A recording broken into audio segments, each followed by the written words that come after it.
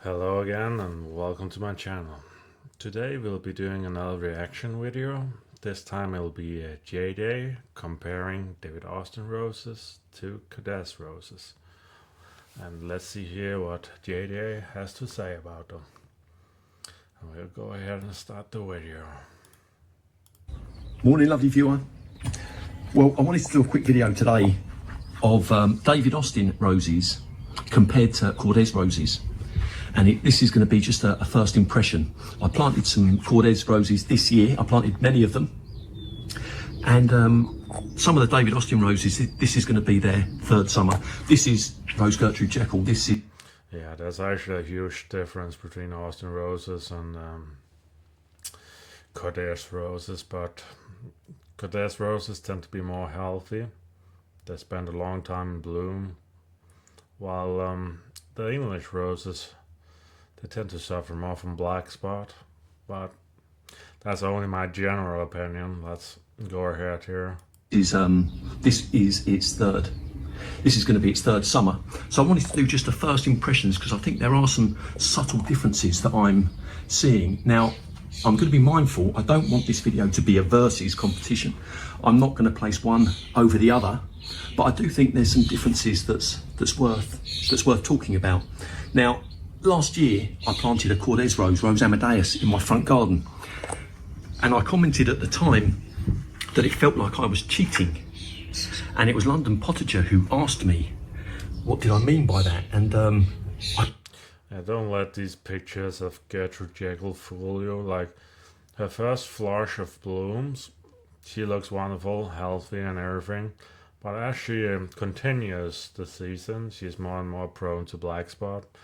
But I absolutely love Gertrude Jekyll. It's wonderful fragrance, prolific bloomer. I can only say good things about it, but it is an older rose in the Austin assortment, so beware of the black spot. I couldn't really answer her, but now I think I've got an answer. Now, when I come out this morning, I knew that it had been heavy rain overnight, and Gertrude has taken a proper battering. She really has. Now, trying to put into words the differences between the two, imagine, if you will, that I had a daughter and she told me that she was going to go out for the evening with her friends, and she was late getting home. Well, if I were a father, I would probably be sleeping with one eye open. I would probably be worried sick.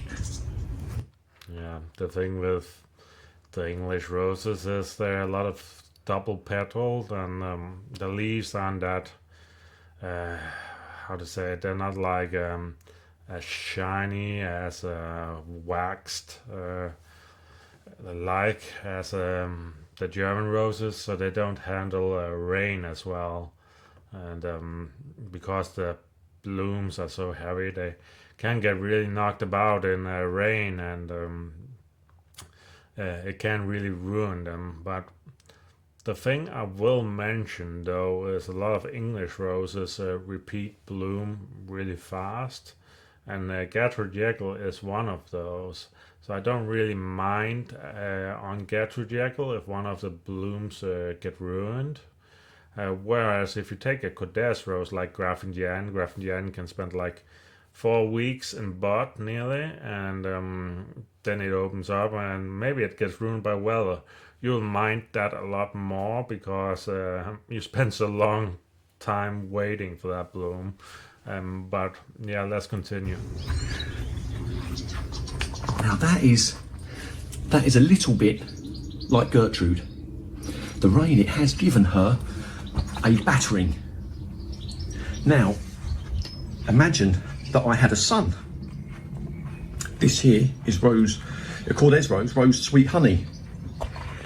Imagine if I had a son and he told me that he was going out with his friends and he didn't get home late at night. Yeah, you can really look here, if you look at the petals, how green they are and how shiny they are. And this shininess, this wax nearly coating, makes them stand up to the rain so much better, but it's also a lot more upright and hardy in the stem.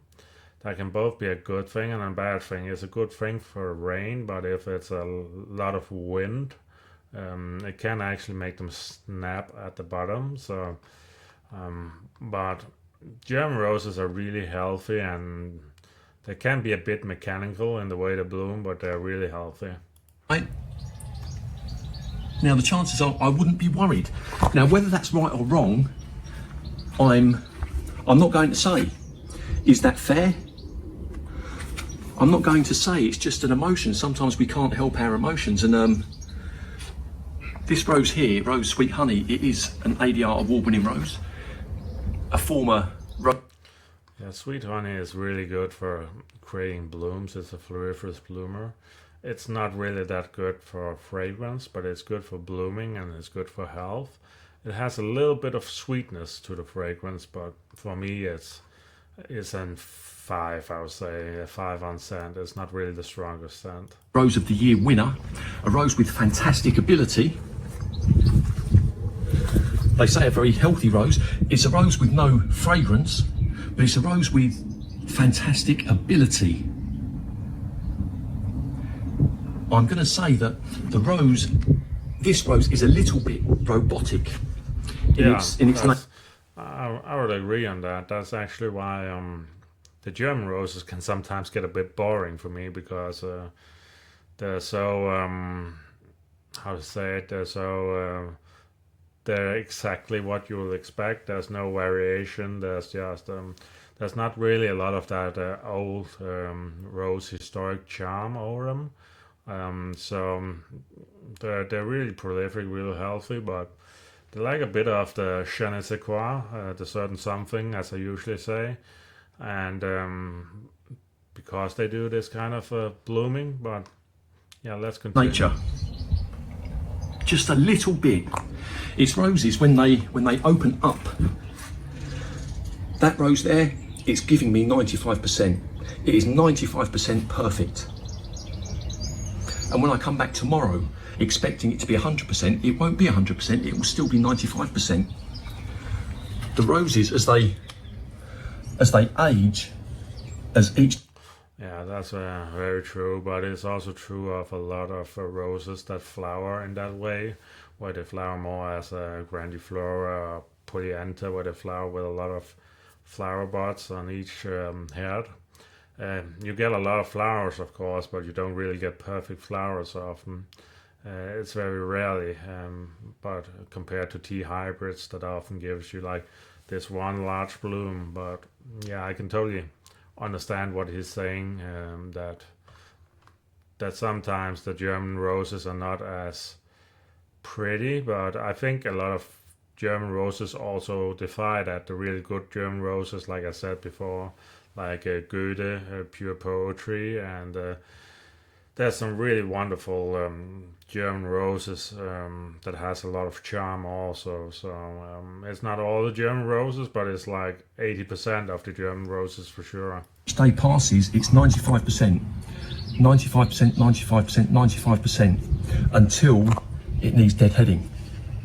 Now these roses, when they flower, I have deadheaded some of these roses already. They last easily a week, if not over a week. Its petals are very, they feel tough. They feel tough. Now when I come out this morning, after this particularly heavy rainstorm last night, I just wasn't worried. I was not. Yeah, with German roses, you don't really have to worry as much about rain.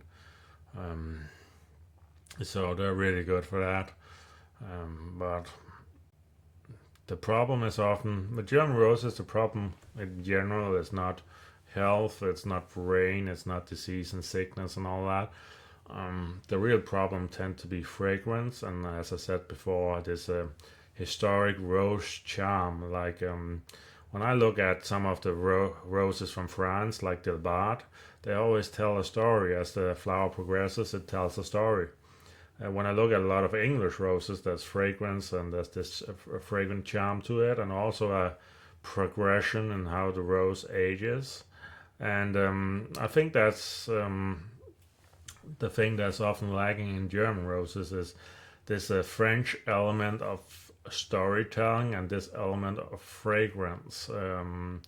So it simply likes the je ne sais quoi often. Worried about rose sweet honey at all. Perhaps I was even smiling, you know, rose sweet honey this morning. We'll go ahead here and skip to Gertrude. Now, this rose here, straight away I can tell that this has given me 100%. It is currently giving me 100%.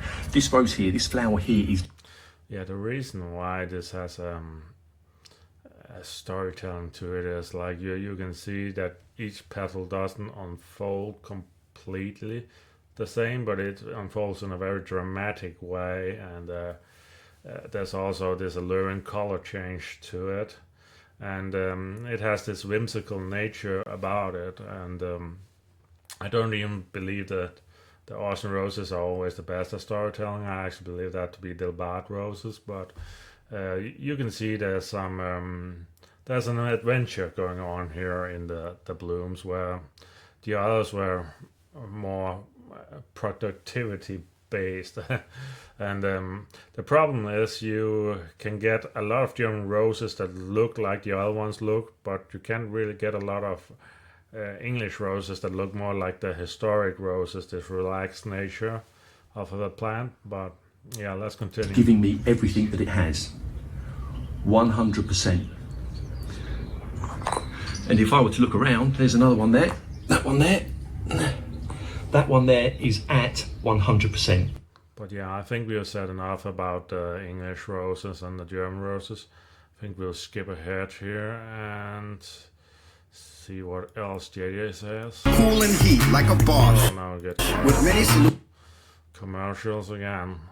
It is YouTube. So sometimes you just have to stick through the commercials. But yeah, I think JJ has a lot of wonderful videos on his channel, and you should really go check out his YouTube channel because it's really wonderful in every way. He has a lot of roses. And one thing I also really like about his channel is he visits a lot of garden centers, a lot of plant nurseries, a lot of rose growers also, where he does these walk around tours. So you should really follow his channel just for those amazing videos where he does these walk arounds, and you can see everything. So, but let's go back here to the video. A German car on our driveways for that predictability, for that reliability, engineering precision. See, I'm looking at this rose here, and many of you will tap to focus. Many of you, I mean, I'm looking at that on my phone screen, and it certainly looks beautiful to me on my phone screen, but to the naked eye, I think that's only 95%. But it's... Yeah, it's I think JJ goes over more of the same here, which I agree with him on, that some of the German roses can appear more mechanical, more robotic than the English roses. Congregating around her, Sweet Honey, he will probably be on his laptop studying for his next lesson. There's room for both. I think there's room for both. And yeah, I agree. Like the German roses and the English roses each have their charm. Something like the German rose here, you don't have any doubt about it. Some of the German roses are very prolific, very healthy. So if you're in an area where you don't really care about the fragrance per se, but you just want something that looks really healthy and in bloom constantly, a lot of the German roses will be a good bet for you, and they really do a wonderful job at that. Whereas the English roses tend to look really healthy and bloom a lot also, but not always as much as the German roses. But they always look healthy in the first flush, then they tend to get some black spot issues often. Some of them are healthy, but a lot of them get black spot issues. So if standing up to rain and you don't really mind the loss of fragrance, German roses can be really wonderful. I want to be mindful, I want to be careful not to not to encourage this war of the roses. There's room for both. There's room for Yeah, I agree. There's definitely room for both German roses and also for English roses. And what we're talking about here is a stereotype. It's how 80% of English roses behave and how 80% of German roses behave. You have so many exceptions to the rule. And let's continue here. predictability. There's room for unpredictability. There's room for character and soul in our gardens. Let's skip ahead here to the. I think there's a front garden here. But this here is Rose Amadeus. And despite the heavy rainstorms that we had last night and over the last... Oh yeah, Kordes does a lot of Clitomax series, he calls them. They're really healthy and they bloom prolific. Just not a lot of them have a lot of fragrance. There's some exceptions like Kiss Me Kate and Jasmina and Laguna also has a medium fragrance, I'd say, about 6 to 7. But Kiss Me Kate is definitely the climber from Kordes if you like fragrance.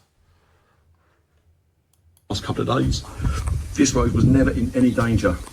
He's walking in this morning with his newspaper tucked under his arm, carrying his pint of milk, whistling away. Was never in any doubt. Reliability, predictability.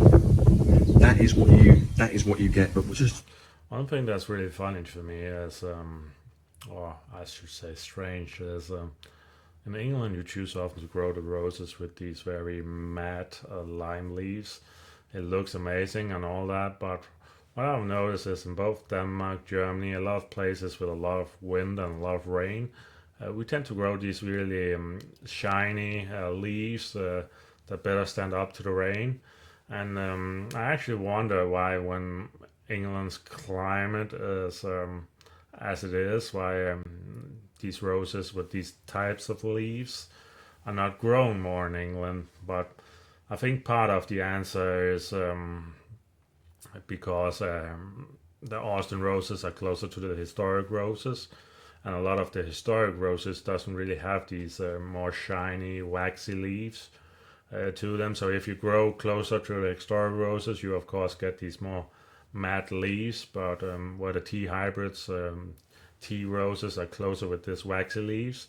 But I always wondered why Austin doesn't do more of them. But I guess historic roses are his thing, but I do see Harkness roses grow some of them with these more waxy leaves. But I would just imagine they will stand much better in the English weather, because let's face it, the English and the Danish weather are quite terrible, quite rainy and quite similar weather. So I would just imagine that those types of leaves would stand up better to the English weather. But let's continue. while we're here, let's just have a look at the front here. Is it me, or are the roses so huge this year? I'm seeing some huge flowers. This is Rose Arthur Bell. Yeah, we got another commercial here. Artobello is another good rose. I don't really get a lot of. I don't think it's more than a 6 out of 10 at max for me. Probably close to a 5. I don't get a lot of fragrance from it. Rose Arthur Bell. But it looks so beautiful. Look at Gertrude. Gertrude is also She got battered. really good. She got absolutely battered. And yeah, when I walked around the garden this morning, it occurred to me, all of these things that in my head, it kind of just come out, but it is only a first impression. And please, I want to be mindful not to have this versus thing, David Austin versus Kordes. Yeah, I agree. It's important not to, I try not to pick favorites with roses. Like, each country does something exceptionally well, and I think I try to highlight that. I sometimes beat down on some individual rose growers, and then I lift them up. But that's to try to be objective. I don't really believe that there's one amazing rose grower company that just does everything right. They all have some advantages and disadvantages, some strengths, some weaknesses, and that's why they have existed for so long, because there's a market for it.